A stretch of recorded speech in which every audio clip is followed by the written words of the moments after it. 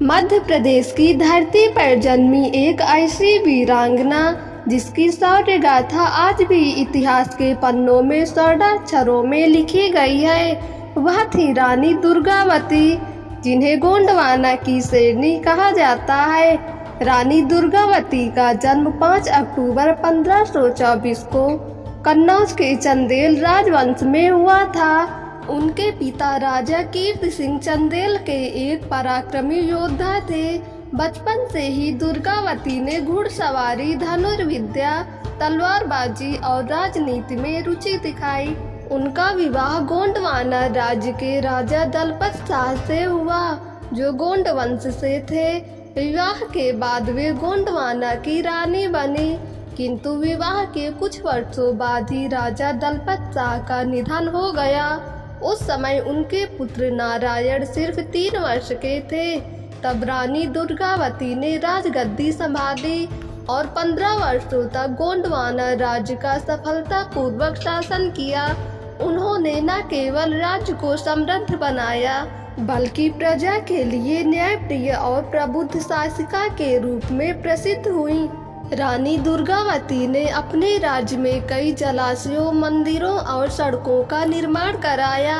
रानी ताल और नारायण ताल जैसे जलाशय आज भी उनकी दूरदर्शिता का प्रमाण है। लेकिन मुगल सम्राट अकबर की नज़र गोंडवाना पर थी।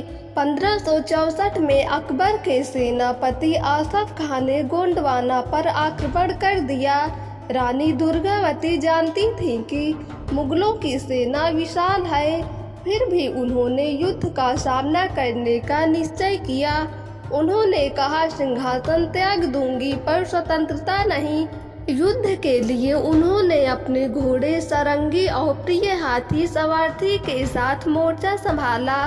उनकी वीरता और रणनीति से गोंडवाना की सेना ने मुगलों को कई बार पीछे हटाया, लेकिन शत्रु संख्या में अधिक और संसाधनों में मजबूत था। 24 जून 1564 को निर्णायक युद्ध हुआ।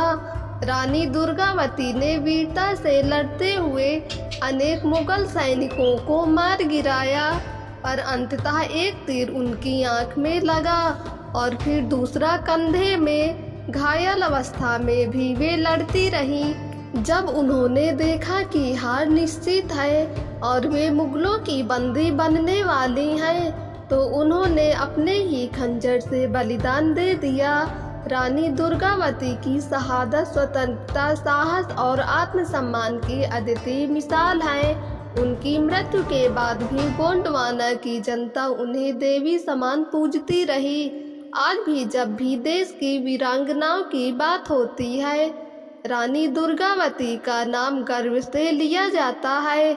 उनकी स्मृति में जबलपुर में रानी दुर्गावती विश्वविद्यालय, रानी दुर्गावती संग्रहालय और रानी दुर्गावती समाधि स्थल बनाए गए हैं। वे सिर्फ एक रानी नहीं थी, वे एक विचार थी, स्वाभिमान, शौर्य और बलिदान की प्रतिमा। दोस्तों, अगर आपको ये कहानी पसंद आई हो तो हमारे YouTube चैनल को सब्सक्राइब करके बेल आइकन को क्लिक कर दें, ताकि वीडियो का नोटिफिकेशन सबसे पहले आप तक पहुँचे।